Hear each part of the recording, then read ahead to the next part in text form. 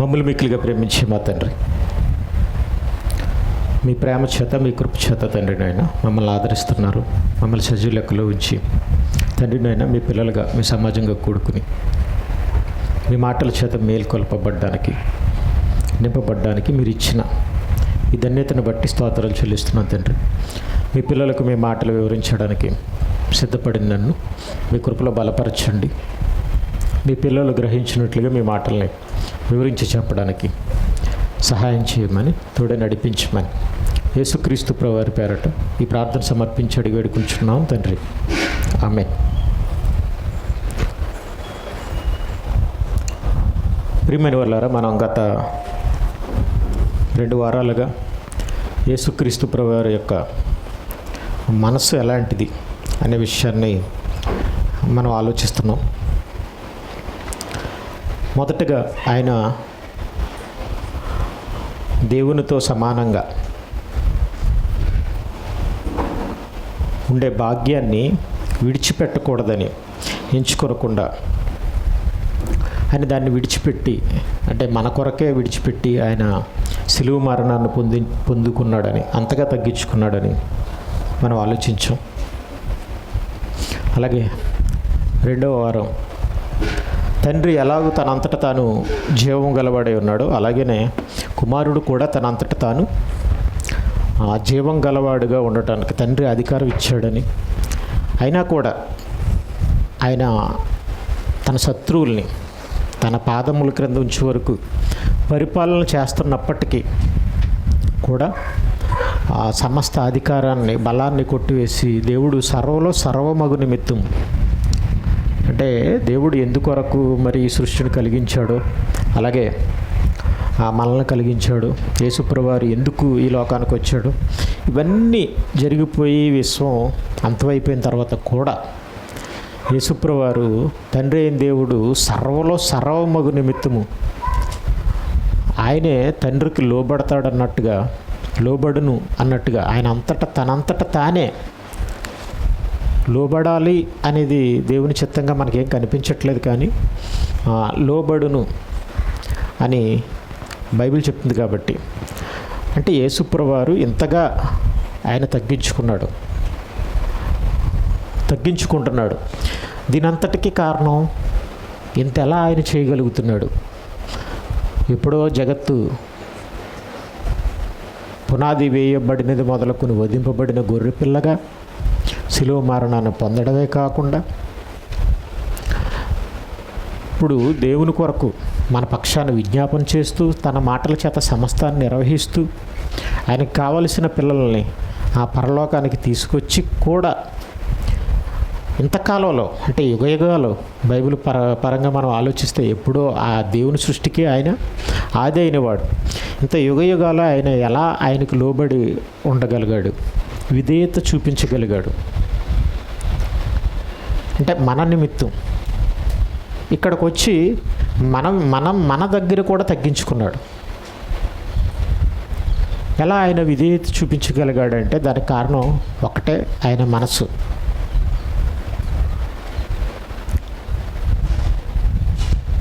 అందుకనే బైబిల్ ఏం చెప్తుందంటే, క్రీస్తు యేసునకు కలిగిన ఈ మనస్సు మీరును కలిగి ఉండుడి.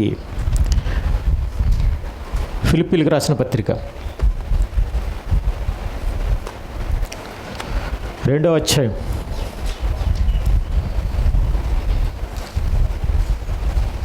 2వ అధ్యాయం 5వ వచనం, క్రీస్తు యేసునకు కలిగిన ఈ మనస్సు మీరును కలిగి ఉండుడి.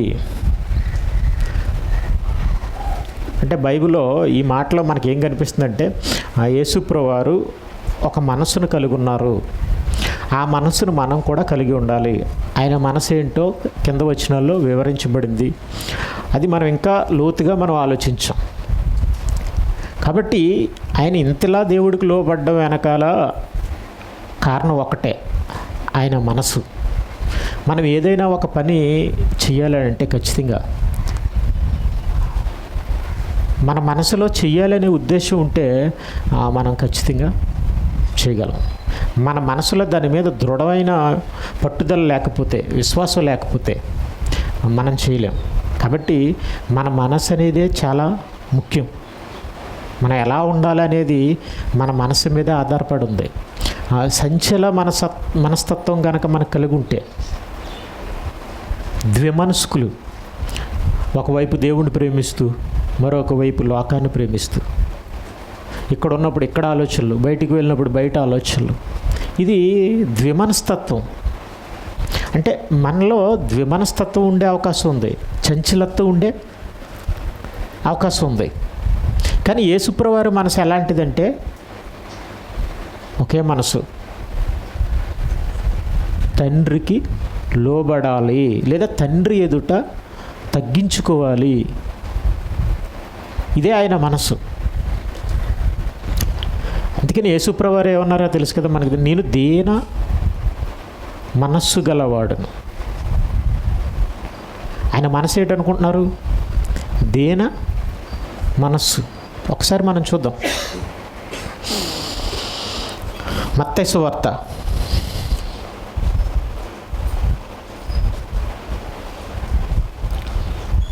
11 వచ్చాయి, 28, 29 వచనాలు.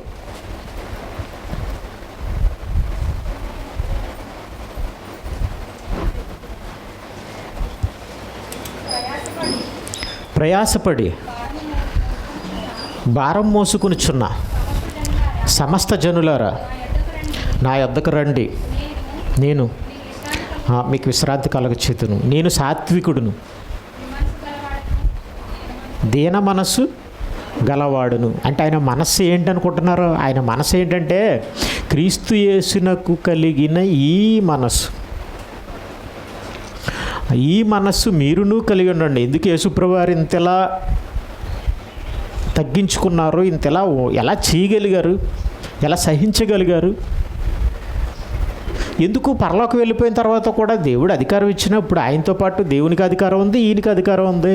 అలాగే ఉండొచ్చు కదా, ఈయన అధికారంగా ఈయన దగ్గర ఉంచుకోవచ్చు కదా. ఒకసారి ఎలాగో విడిచిపెట్టాడు కదా, మళ్ళీ ఎందుకు అధికారాన్ని అసలు ఆల్రెడీ లోబడినవాడే, కానీ అధికారాన్ని కూడా ఇచ్చేస్తాడట. సర్వలో సర్వమగు నిమిత్తం, సర్వాధికారం ఈయనకి ఇచ్చాడు కాబట్టి ఆయన సర్వలో సర్వ అవ్వడానికి ఆ అధికారాన్ని కూడా ఇచ్చేస్తాడని అంటున్నాడు. అంటే ఎలా, ఎందుకు అలా చేయగలుగుతున్నాడంటే ఒకటే ఆయన మనసు ఎలాంటిదంటే దేన మనస్సు. ఎప్పుడును పరలోకంలో దేవునితో సమానంగా ఉండేటప్పుడు కూడా, ఆయన కుడిపార్శ్వం కూర్చునేటప్పుడు కూడా, సర్వాధికారం కలిగి ఉన్నప్పటికీ కూడా ఆయన మనస్సు ఏంటనుకుంటున్నారు? దేన మనస్సు. క్రీస్తు యేసునకు కలిగిన ఈ మనస్సు అంటే ఆయన మనస్సు ఏంటంటే దేన మనస్సు. అంటే దేన మనస్సు అంటే ఇప్పుడు మనకి ఏదైనా కొంత డబ్బులు ఉన్నాయి, లేదా మనం కొంత అధికారి, ఏదో ఎంప్లాయ్ అనుకోండి, మన మనసు ఎలా ఉంటుంది అనుకుంటున్నారు? గర్వ మనస్సు, డంబపు మనస్సు. అంతే కదా. ఇప్పుడైతే మీరు మీ డంబములు యందు అతిశయిస్తున్నారు. అంటే యేసుప్రభువారికి మనుషులకి లేదా క్రైస్తవులకి కొందరికి ఎలా ఉందంటే క్వైట్ ఆపోజిట్ అనమాట. ఆయనదేమో దీన మనసు అయితే, మనుషులది ఎలాంటి మనసు అంటే డంబపు మనసు, గర్వం, అసూయ, ద్వేషం, లేదా శరీర సంబంధమైన మనుజాసలను అనుసరించే మనసు, శరీర యాచ్ఛలను నెరవేర్చుకునే మనసు. సో ఆయన మనసు ఏంటంటే దేన మనసు. దేన మనసు అంటే ఏంటంటే అసలు ఏమీ లేకపోతే మన గురించి మనం ఏం చెప్పుకుంటాం? నేను దీనుడిని అని అనుకుంటాం. ఏమీ లేకపోవడమే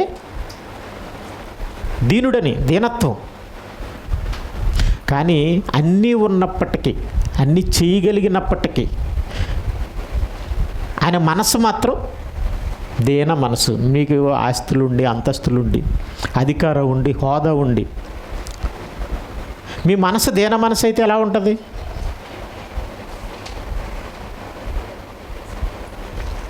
అన్నీ ఉండి మీ మనసు దేన మనసు అయితే ఎలా ఉంటుంది? అంటే మీరు పర్ఫెక్ట్గా ఉంటారు. అందరూ మిమ్మల్ని చూసి మెచ్చుకుంటారే తప్ప మిమ్మల్ని ఎవరు తిట్టుకోరు. మీకు శత్రువులు ఉండరు. ఎక్కువ శాతం అవకాశం ఉండదు. ఒకవేళ మంచిని బట్టి మనల్ని ద్వేషిస్తే, దొంగవాడు ఎప్పుడు ద్వేషిస్తాడు మంచివాడిని, వెలుగుని ఎప్పుడు ద్వేషిస్తాడు. ఇప్పుడు లంచగొండుగా వాడు ఉన్నాడు అనుకుందాం, కాసేపు లంచాలు తీసుకొని వాడు ఏం చేస్తాడు అనుకుంటున్నారు? ద్వేషిస్తాడు. సహజంగా పోలీస్ డిపార్ట్మెంట్లో ఎక్కువ శాతం లంచాలు తీసుకుంటారు. ఒక 2 పోలీసులు నా ముందు 3 పోలీసులు నడుస్తున్నారు.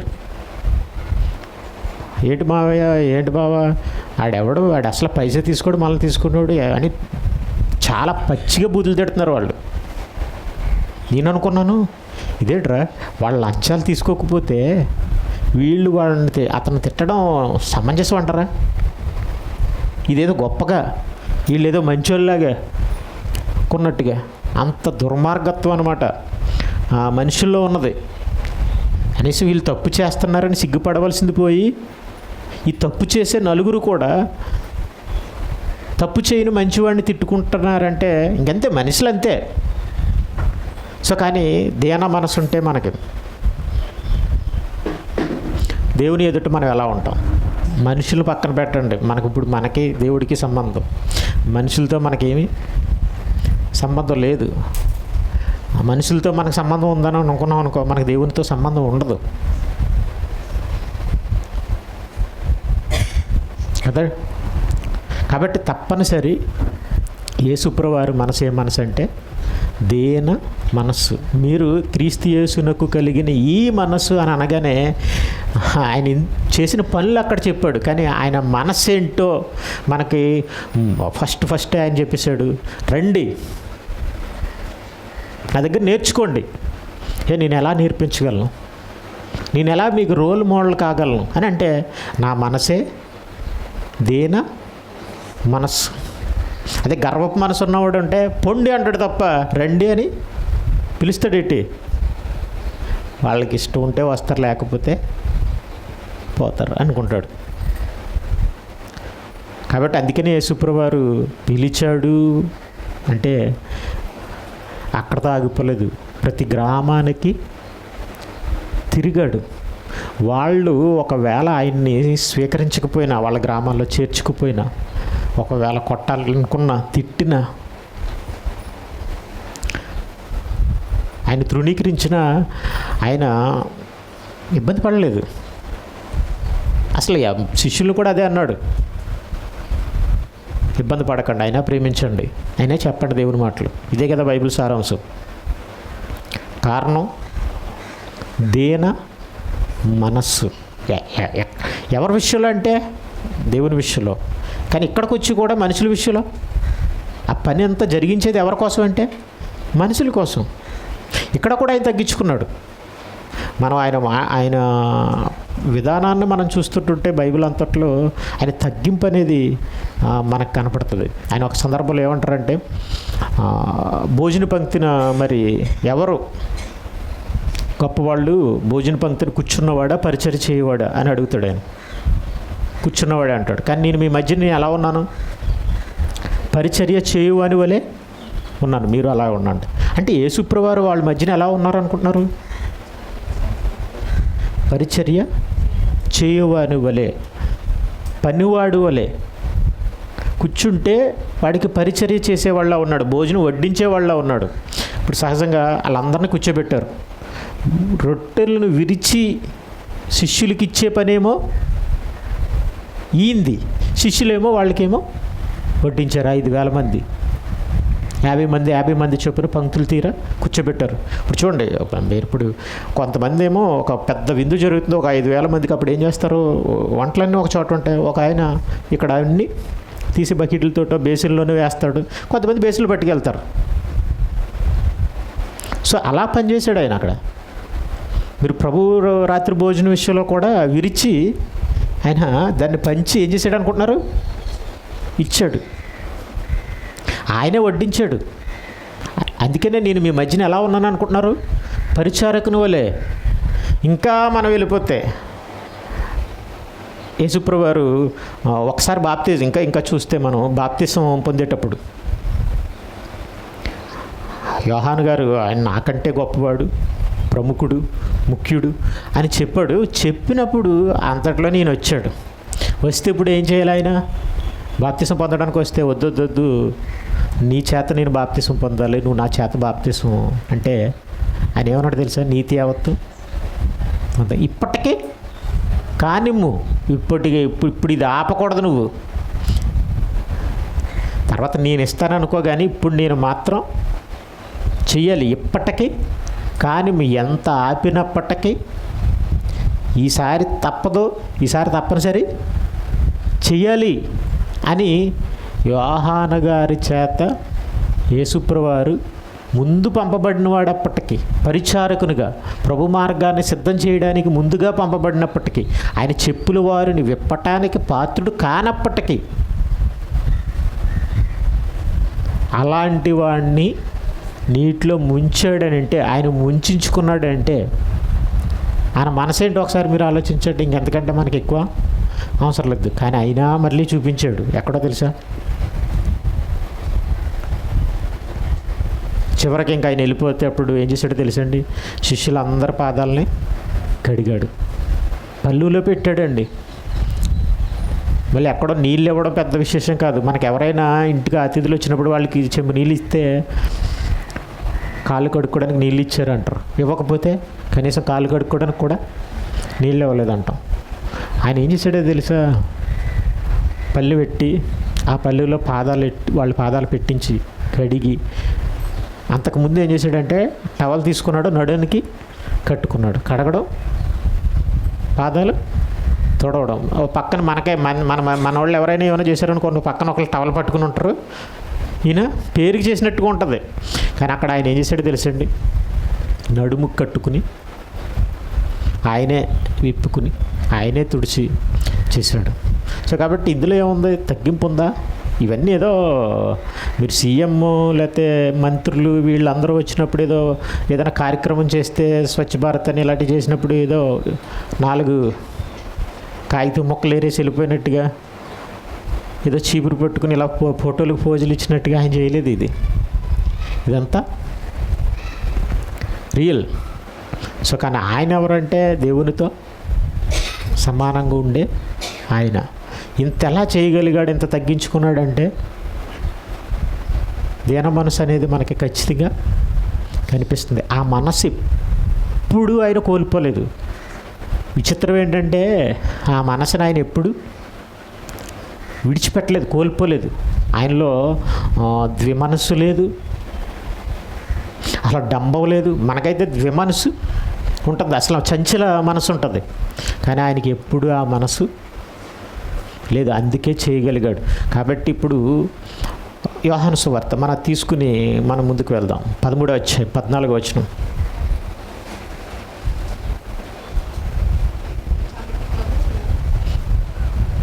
ముందు రోమపత్రిక 12వ అధ్యాయం 16వ వచనం. అంటే బైబిలు మనకి అసలు మన మనసు ఎలా ఉండాలి, దేన మనస్సు. ఇది అర్థం కాలేదా? మనకి ఇది అర్థం కాదు. దేన అంటే ఏంటి? దేన అనే పేరు గుర్తొస్తుంది తప్ప మీకు దేన మనసు రాకపోవచ్చు. బైబిల్లో దేన కూడా ఉంది కదండి, యాకోబు కుమార్తె. అలా పేరు గుర్తు రావచ్చు, లేకపోతే మర్చిపోవచ్చు. కానీ ఇంకొకటి చెప్పేశాడు. ఇంకోటి ఏంటంటే 12వ అధ్యాయం 16వ వచనం రోమపత్రిక. హెచ్చు వాటి యందు మనస్సు నుంచక. రోమపత్రిక 12వ అధ్యాయం 16వ వచనం. తగ్గు వాటి యందు మీ మనసు ఆసక్తులే. ఏంటి మన ఆసక్తి ఏంటనుకుంటున్నారు? మనకు ఆసక్తి గొప్పదంటే ఆసక్త. తగ్గువాటి యందు ఆసక్తి ఏంటి?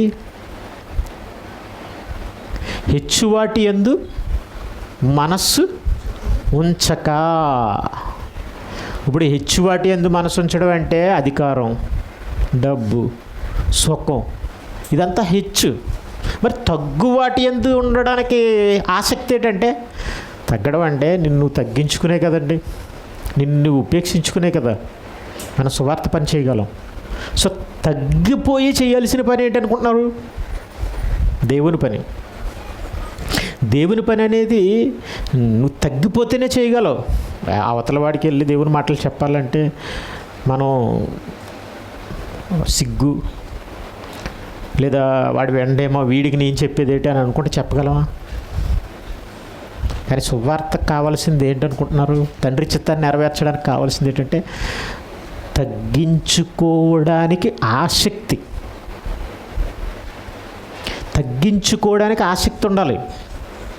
ఎంత తగ్గించుకోవడానికి నీకు ఆసక్తి ఉంటే అంత దేవుని పని చేయగలవు, దేవుని చిత్తాన్ని నెరవేర్చగలవు. అందుకనే తగ్గువాటి యందు ఆసక్తి కలిగి ఉన్నాడు. అంటే దేవుని పని విషయానికి వచ్చేటప్పటికి ఏదైనా తగ్గించుకోవాల్సిందే. తండ్రి చిత్తాన్ని నెరవేర్చేటప్పటికి ఏదైనా వదులుకోవాల్సిందే. తగ్గువాటి యందు ఆసక్తి కలిగి ఉండండి. కాబట్టి ఇప్పుడు యేసుప్రభువారు వన్ బై వన్ చెప్పారని చాలా చక్కగా బైబిల్లో మనం ఆలోచిస్తే. యోహాను సువార్త 14 వచనం చూడండి. ఇప్పుడు ఇక్కడ కనపడుతుంది. మనం ఇందాక ఆలోచించాం ఆయన ఎంత తగ్గించుకున్నాడు. వెళ్ళిపోతూ మీరు పరిచారకుల్లో ఉండాలి. ఒక మాట చెప్పేస్తే సరిపోయింది కదా. మనం ఆలోచించాం ఏమని?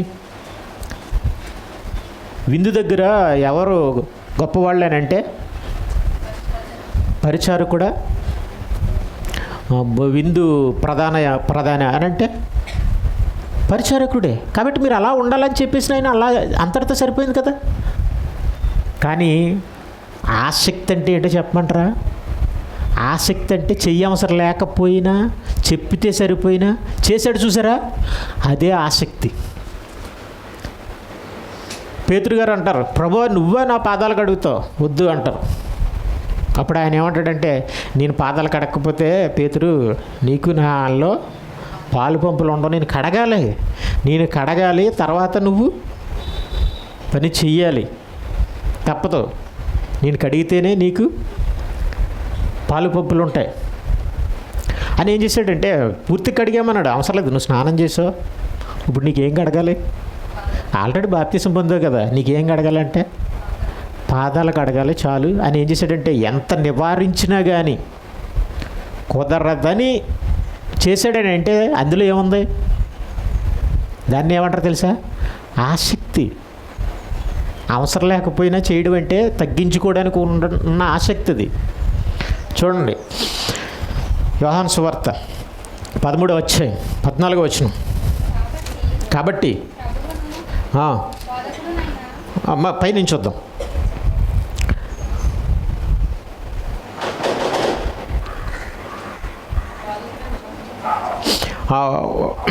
నాలుగో వచనం. భోజన పంక్తిలో నుండి లేచి తన పై వస్త్రమును అవతల పెట్టి వేసి ఒక తువ్వాలు తీసుకుని నడుమునకు కట్టుకుని అంతటా పల్లెములో నీళ్లు పోసి శిష్యుల పాదములు కడుగుటకు తాను కట్టుకుని ఉన్న తవ్వాలతో తుడుచుకు మొదలుపెట్టిన. ఇట్లు చేయుచు ఆయన సీమోను పేతురు వద్దకు వచ్చినప్పుడు, ప్రభువా నా పాదములు కడుగుదువా అని ఆయనతో అనను.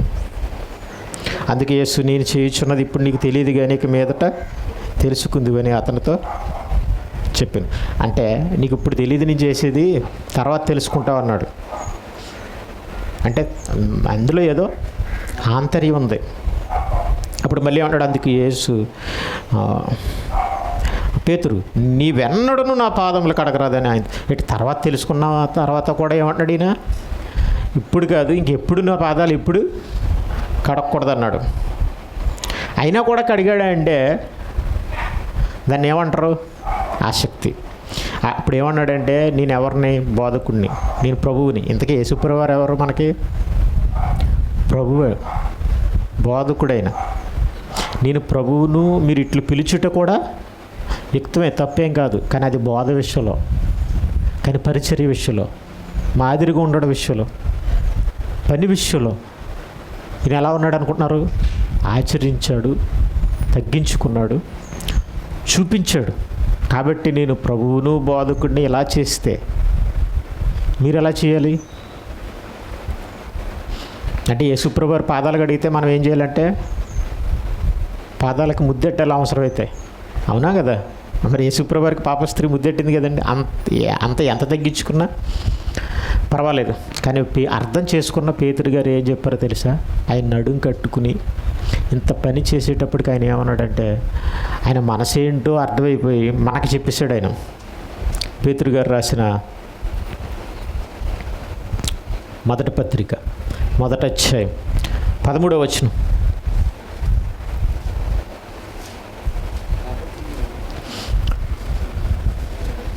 అపోస్తులైన పేతురు గారు రాసిన మొదటి పత్రిక 1వ అధ్యాయం 13వ వచనం.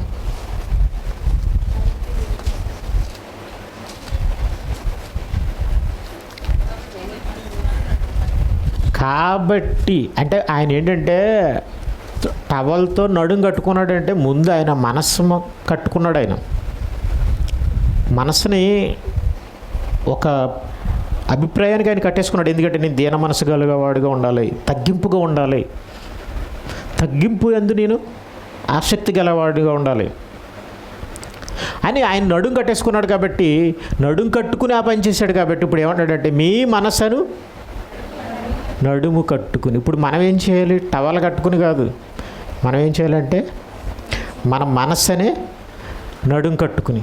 నిజంగా మనం ఏ పని చేయాలన్నా మెయిన్ ఆ పని చేయాలనే మనస్సు మనకు ఉండాలి, బాగా ఉండాలి, బలంగా ఉండాలి, దృఢంగా ఉండాలి, సంచలంగా ఉండకూడదు. మీ మనస్సునే నడుము కట్టుకుని నిబ్బరమైన బుద్ధి గలవారై, అంటే మీ మనసుని కట్టేసుకోండి. అది ఒక నడుం బలంగా. ఇప్పుడు మనం నడుం బలంగా కట్టుకుంటే, నడుం బలంగా ఉంటే మన పని కూడా ఎలా చేయగలం?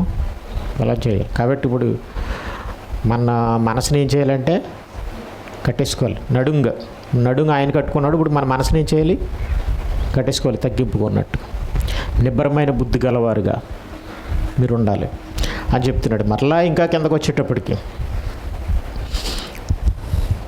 ఎఫెసీయులకు రాసిన పత్రిక 6వ అధ్యాయం 15వ వచనం.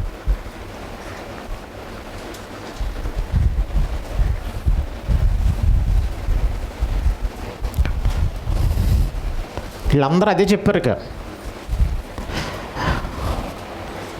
ఒక్కొక్కరు ఒక్కొక్క పార్ట్ను ఉద్దేశించి చెప్పారు. ఎఫెసీయులకు రాసిన పత్రిక 6వ అధ్యాయం 15వ వచనం. పాదములకు సమాధాన సువార్త వలన సిద్ధ మనస్సు అని జోడు తొడుక్కుని. నువ్వు నీ మనసు ఏంటంటే ఒకదానికి సిద్ధం. ఏంటంటే సువార్త ప్రకటించడానికి. దేనికి అంటే సమాధానపరచడానికి. సమాధాన సువార్త. మనుషుల్ని మనం దేవునితో సమాధానపరచడానికి. ఎందుకంటే మనుషులకు దేవునితో సమాధానం లేదు, అసలు దేవుడి గురించి తెలియదు. ఒకవేళ చెప్పిన వినరు, పట్టించుకోరు, దేవుడికి వ్యతిరేకంగా పాపం చేస్తారు. కాబట్టి దేవునితో వాళ్ళకి శత్రుత్వమే ఉంది. వాళ్ళు శత్రుత్వమే కోరుకుంటున్నారు. కానీ దేవుడు మాత్రం సమాధానాన్ని కోరుకుంటున్నాడు. దాన్ని ప్రకటించడమే సువార్త. ఇప్పుడు నువ్వు దాని కొరకు వెళ్తున్నావు. ఇప్పుడు ఒక రాయబారిగా వెళ్తున్నారు ఎవరైనా ఒక రాజ్యం దగ్గరికి. వాళ్ళకి ఏం ఉండకూడదు అనుకుంటున్నారు? గర్వం ఉండకూడదు, కోపం ఉండకూడదు, ఏం ఉండకూడదు. వాళ్ళు ప్లెయిన్గా అవతల రాజు ఏం చెప్పమన్నాడు అదే చెప్పాలి. కాంప్రమైజ్ అవ్వడానికి చెప్పమంటే అదే చెప్పాలి. అంతే తప్ప మధ్యవర్తిగా మనం మంచి ఏదో వీరుడిలాగో ఏదో అత్తి చూపించామనుకోండి, అక్కడ రాయబారం జరుగుతుందా? జరగదు. సో కాబట్టి సమాధాన సువార్త వలన సిద్ధ మనసును జోడు తొడుక్కుని. అంటే మీ మనసే మీకు జోడు. ఇప్పుడు రన్నింగ్ చేయడానికి మనం రన్నింగ్ షూస్ తీసుకుంటాం. మీకు తెలుసో తెలియదే కానీ జాగింగ్ చేసేవాళ్ళు కానీ వాకింగ్ చేసేవాళ్ళు కానీ మంచి షూ వేసుకున్నారు అనుకోండి, అప్పుడు ఏమనిపిస్తుంది తెలుసా మీకు? ఫిట్గా ఉంటుంది. ఫిట్గా ఉండే ఏమని చేయాలనిపిస్తుంది అనుకుంటున్నారు? నడాలనిపిస్తుంది. మీరు గ్లౌజులు వేసుకున్నారు అనుకోండి, బాక్సింగ్ గ్లౌజులు వేసుకున్నారు అనుకోండి, అఫ్కోర్స్ మీరు బాక్సింగ్ గ్లౌజులు వేసుకున్నారు అనుకోండి, చేతికి ఏమనిపిస్తుంది తెలుసా? అది ఫిట్గా ఉంటుంది. వెంటనే గుద్దాలనిపిస్తుంది మనకి. ఏదైనా సరే మీరు దానికి ఒక బ్యాండ్ వేసుకున్నారనుకోండి, ఇక్కడ రిస్ట్ బ్యాండ్ ఉంటుంది కదండి, అది వేసుకున్నారనుకోండి, అప్పుడు కూడా మీకు ఎలా ఉంటుంది అనుకుంటున్నారు? ఫిట్గా ఉంటుంది అది కట్టుకుంటే. సో ఇప్పుడు ఒక షూ వేసుకుంటే వెంటనే మనకి ఓపిక లేకపోయినా కూడా ఏమనిపిస్తుంది అంటే నడవాలనిపిస్తుంది. అలా ఈ మనస్సుని ఏం చేయమంటున్నాడంటే జోడు చేసుకోమంటున్నాడు. సువార్త కోసం ఇది ఒక జోడు, చెప్పుల చేసుకో. అంటే నీ మనసులో ఏముండాలంటే నా పాదాలు కానీ నా చెప్పులు కానీ నేను ఎందుకు వేసుకోవాలని అంటే,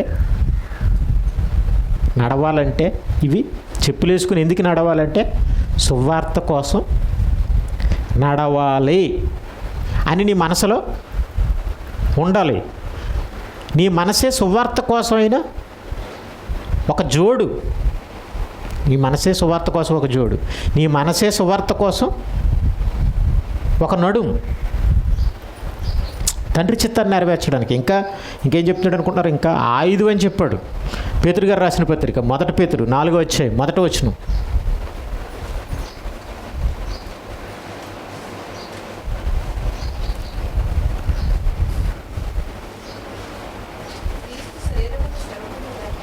క్రీస్తు శరీరమందు శ్రమ పొందును గనుక మీరును అట్టు మనసును ఆయుధముగా ధరించుకోండి. ఇప్పుడు మనకు జోడు కావాలి, ఎక్కడికన్నా వెళ్ళాలంటే, తర్వాత నడుం కట్టుకోవాలి, పని చేయాలంటే, తర్వాత ఏం కావాలి? పనికి ఆయుధం కావాలి. ఇవన్నీ ఏదైపోయిందంటే మనసే. అందుకని ఏమంటాడు అనుకుంటున్నారు? క్రీస్తు శరీరమందు శ్రమ పడెను గనుక. అంటే శరీరంలో సుఖపడవచ్చు, కానీ యేసుప్రభువారు ఏం చేశారు? సుఖపడగలిగుండి సుఖపడలేదు. ఇంకో విషయం ఏంటంటే, సుఖపడలేక అవకాశం లేక కాదు, సుఖపడగలిగుండి కూడా సుఖపడలేదు. కావాలనే శ్రమపడ్డాడు, తెలిసే శ్రమపడ్డాడు. మనకు తెలీదు, బైబిల్ ఇలా ఉంటుంది, కానీ అలా ఉండడానికి కూడా కొంచెం ఏమైపోతుంటే సంకోచిస్తుంటుంటాం. కానీ ఆయన కావాలనే శ్రమపడ్డాడు. అంటే ఆయన మనసు ఏమైంది అనుకుంటున్నారు? శ్రమపడ్డమే ఆయన మనస్సు ఆయుధం. ఆ ఆయుధం ఏంటనుకుంటున్నారు?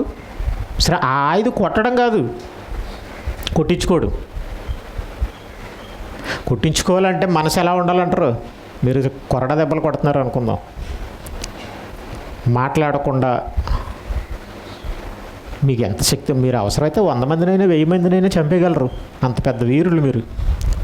అవతల వాళ్ళు కొడుతున్నారు, అయినా కొట్టించుకోవాలంటే మనసు ఎలా ఉండాలో తెలుసా? మీరు ఎంత కొట్టినా నాకేం తగలదో, నేనేం పట్టించుకోను అని మనసులో ఇలా ఉన్నాం అనుకోండి, నిబ్బరంగా. అంటే పైకి మనం ఎలా ఉంటాం, బిగబెట్టుకుని ఎలా ఉంటాం దృఢంగా కదండి. అంటే మనసు ఎలా ఉంది? ఆ ఫీల్ ఉందా ఆయుధంగా? సో కాబట్టి ఆయన ఏమన్నాడు అనుకుంటున్నారు? క్రీస్తు శరీరమందు శ్రమపడును గనక అట్టి మనస్సును మీరు ఏం చేయాలి? ఆయుధముగా ధరించుకోండి. అంటే మన మనసే మనకి తండ్రి చిత్తాన్ని నెరవేర్చడానికి, సమాధాన సువార్తను ప్రకటించడానికి జోడు. ఆయన మనసదే. ఒక విషయం ఏంటనుకుంటున్నారు? ఆయన మనసు అదే, యేసుప్రభువారి మనసు.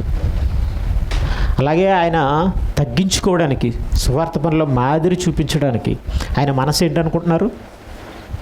నడుం కట్టుకున్నాడు. ఆయన మనసుకి నడుము ఉంది, దాన్ని కట్టేసుకున్నాడు. మనసుకి చెప్పులు ఉన్నాయి, అవి పాదాలకు తొడిగేశాడు.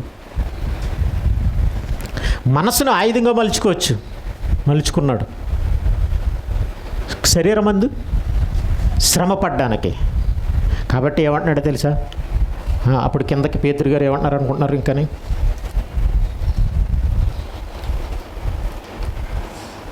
శరీర విషయంలో శ్రమపడిన వాడు. అంటే మనం కూడా శరీర విషయంలో శ్రమపడ్డాం. ఇక్కడ ఏంటంటే మనం శ్రమ పడుతున్నాం, కానీ ఏ విషయంలో అనుకుంటున్నారు? శరీర విషయంలో.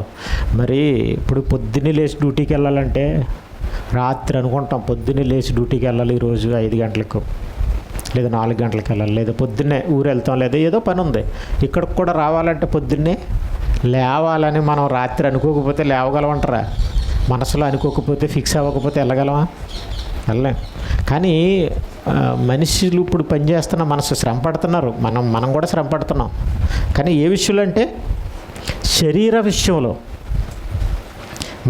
మన మనసుని ఒక జోడిగా చేసుకుని, మన మనసుని నడుం కట్టుకుని, మన మనసును ఒక ఆయుధంగా చేసుకుని మనం ఏం చేస్తున్నాం అంటే శరీర విషయంలో కష్టపడుతున్నాం, లేదా శరీర విషయంలో సంతోషపడుతున్నాం. అందుకని ఏమంటున్నాడు అనుకుంటున్నారు? శరీర విషయంలో శ్రమ పడినవాడు శరీరమందు జీవించిన మిగిలిన కాలం. అంటే ప్రభువుని నమ్మిన తర్వాత నీ మిగిలిన కాలం ఎలా ఉండాలంటే, యేసుప్రభువారు ఏ విషయంలో ఆయన శ్రమ పడ్డారో, ఆత్మ విషయంలో, తండ్రి చిత్తం నెరవేర్చే విషయంలో, సువార్త విషయంలో, అలాంటి మనసును మీరు ఏం చేయాలంటే ఆయుధంగా ధరించుకోండి. అంటే ఇప్పుడు మనం ఇక్కడ శరీరం అందు శ్రమ పడితే మనకేముంటుందంటే ఫలితం ఉంటుంది.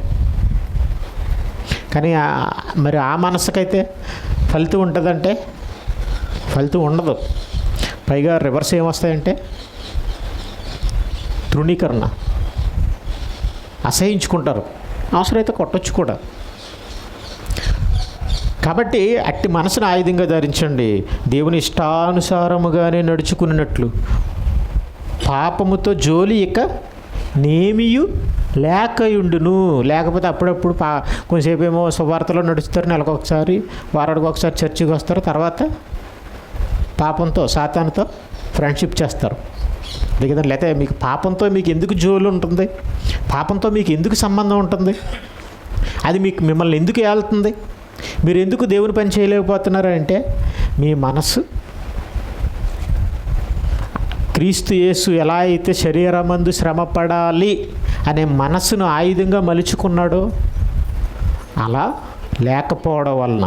కాబట్టి మీ మనసులను ఏం చేయాలంటే ఆయుధముగా చేసుకునిడి. అంటే ఇప్పుడు వాళ్ళు ఒక్కసారి ఆయన కడిగిన తర్వాత అని వాళ్ళు ఏమైపోయి ఉంటారు? ఒక్కసారి పాదాలు కడిగిన తర్వాత ఫిక్స్ అయిపోయారు, మనసులో ఫిక్స్ అయిపోయారు. అందుకని సువార్తను ప్రకటించకుండా ఉండలేమన్నారు. అందుకనే శ్రమ పడినా కూడా, వాళ్ళని కొట్టినా తిట్టినా దండించినా కూడా ఆ మనసుని ఏం చేశారు? ఆయుధంగా ధరించాడు. ఏంటి ప్రాబ్లం ఏంటి?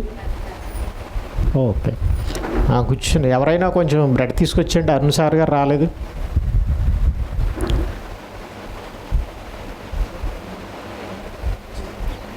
ఓకే, కూర్చోండి. అట్టి మనసును ఆయుధముగా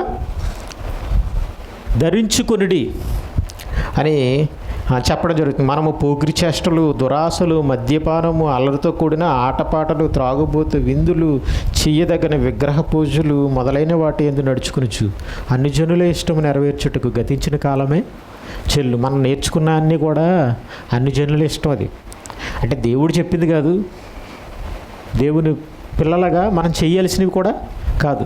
సాతాను సంబంధులుగా, దేవునితో వాళ్ళకి సంబంధం లేని వాళ్ళుగా వాళ్ళు చేసే పనులు కదండి. దేవునితో సంబంధం లేనివాడు చేసే పనులు ఇవి. కానీ మనం ఏం చేస్తున్నామంటే వాళ్ళ ఇష్టాన్ని మనం నెరవేరుస్తున్నాం. దేవుని సంబంధం అయితే దేవుని ఇష్టాన్ని నెరవేరుస్తాడు. ఒకసారి మీరు ఆలోచించండి. ఇవన్నీ తాగామనుకోండి, దురాశలు, మద్యపానం, ఇవన్నీ, శరీరం ఏమవుతుంది? పోద్దా? నష్టపోద్ది. అదే దేవుని పనిలో మనం వెళ్తే కొంచెం అలసిపోతాం, కొంచెం ఇబ్బంది పడుతుంది. కానీ మళ్ళీ శరీరం నిత్య జీవం కొరకు మళ్ళీ దాన్ని మనం పొందుకుంటాం సజీవంగా. ఆయన కోసం ఏం పోగొట్టుకున్నా దాన్ని మళ్ళీ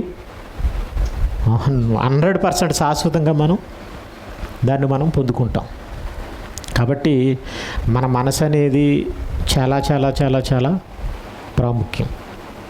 మనం పని చేయలేకపోవడానికి గల కారణం ఏంటంటే మన మనసు సిద్ధ మనసు లేకపోవడం. మన మనసు ఒక జోడులా ఉండాలి. మన మనసు ఒక నడుం కట్టుకున్నట్టుగా ఉండాలి తండ్రి చిత్తాన్ని నెరవేర్చే విషయంలో. మన మనసు ఒక ఆయుధంగా ఉండాలి. అదే యేసుక్రీస్తుకు కలిగిన మనస్సు. ఇవన్నీ ఆయన చేయడానికి ఈ అసలైన మనసు ఏంటనుకుంటున్నారు? ఫస్ట్ మనసు దీన మనసు. ఆయుధం అంటున్నాడు, జోడు అంటున్నాడు, నడువు అంటున్నాడు. ఇవన్నీ ఎందుకు అనుకుంటున్నారు? అవతలను కొట్టడానికో తిట్టడానికో ఏదో సాధించడానికి కాదు, తగ్గించుకోవడానికి, సేవ చేయడానికి, నిందింపబడ్డానికి.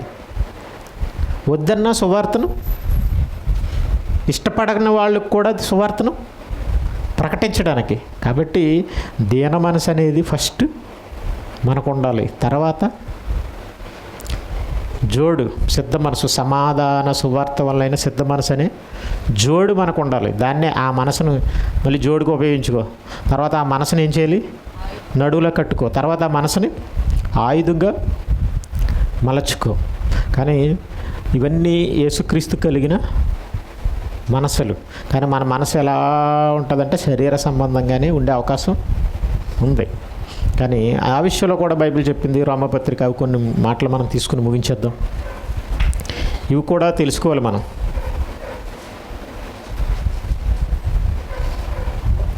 ఎనిమిదో అధ్యాయం 5వ వచనం.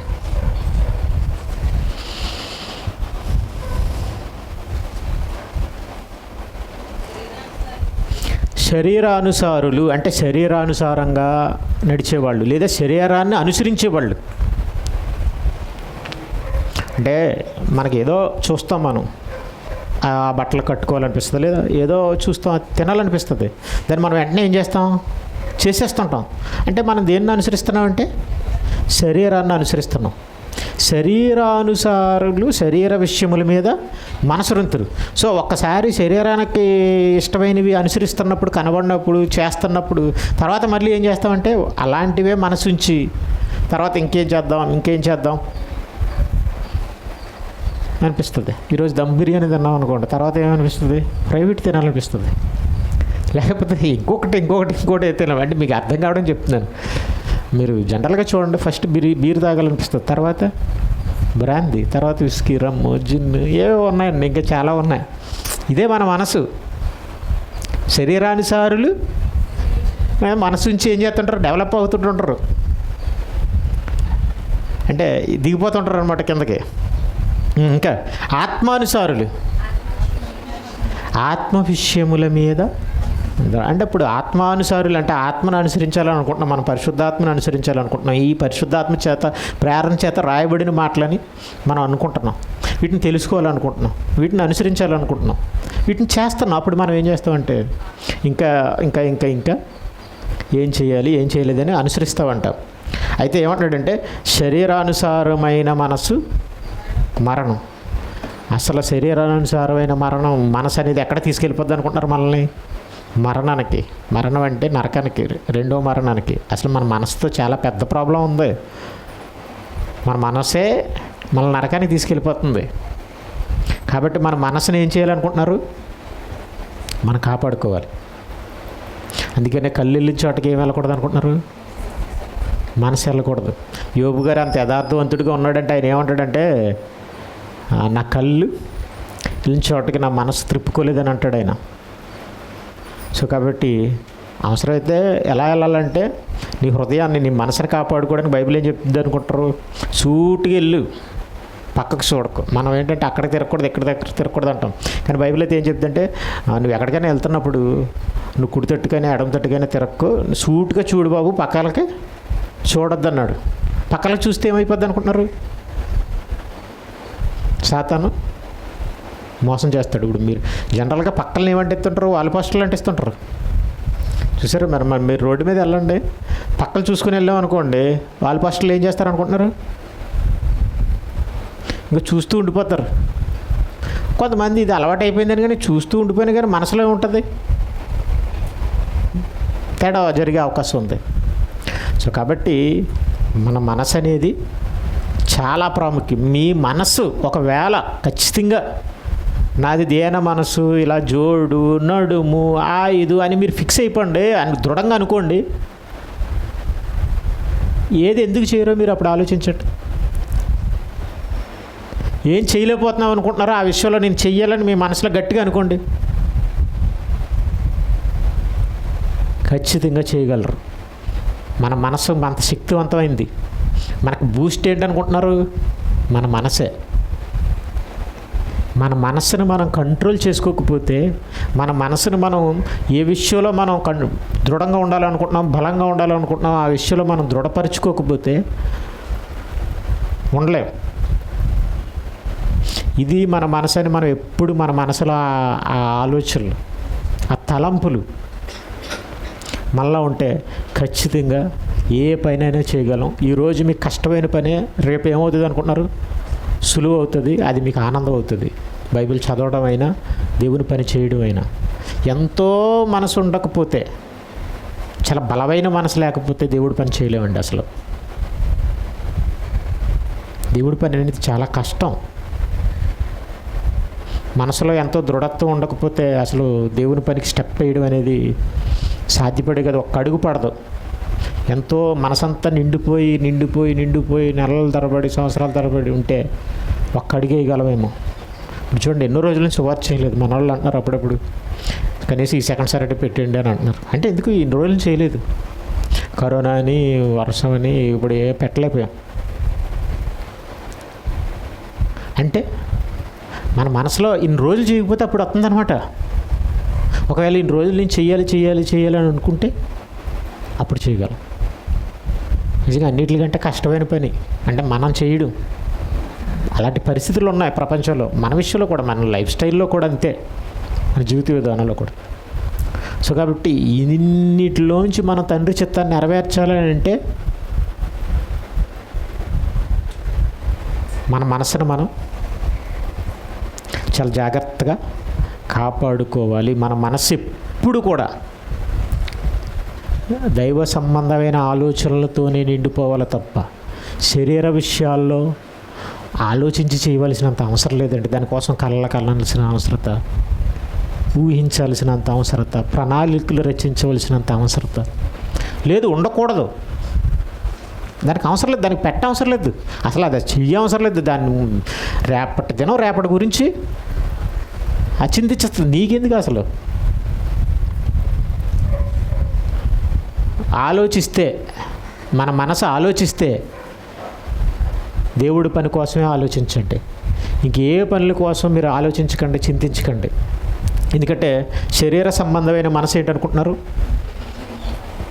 మరణం. ఆత్మానుసారమైన మనసు జీవమును, నీకు జీవము, తర్వాత అందరికీ సమాధానం అన్నది. ఎలా అనగా శరీరానుసారమైన మనసు దేవునికి విరోధమైనది. మీరు శరీరానుసారమైన మనసు ఉంటే అది దేవుని ధర్మశాస్త్రానికి, వాక్యానికి ఏమవుతుంది అనుకుంటున్నారు? లోపడదు. కాబట్టి మన మనసును మనం చాలా జాగ్రత్తగా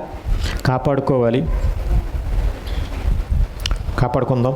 ఇదే యేసుక్రీస్తు ప్రభువారి యొక్క మనసు. ఆయన మనసు అంటే, ఆయన మనసు ఎలాంటిదో మనకి ఎంత వివరణ బైబిల్లో రాయబడింది. అసలు ఇంకా ఉంది అది, మన బైబిల్లో ఇంకా చాలా ఉందండి. చెప్తే కంటిన్యూ చేస్తే వచ్చే వారం కంటిన్యూ చేస్తాను, లేకపోతే క్లోజ్ చేస్తాను. ప్రభువల్ల ఆలోచిద్దాం.